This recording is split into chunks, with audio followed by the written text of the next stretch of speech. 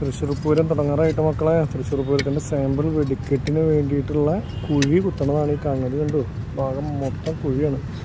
ഇവിടെയാണെന്ന് തോന്നുന്നത് കൂട്ടപ്പൊരിച്ചിൽ. നമുക്ക് ഇവിടെ ഈ ചേട്ടന്മാരോട് ആരോടെങ്കിലും ചോദിച്ചു നോക്കാം, കൂട്ടപ്പൊരിച്ചിൽ ഇവിടെ തന്നെയാണെന്നാണ്.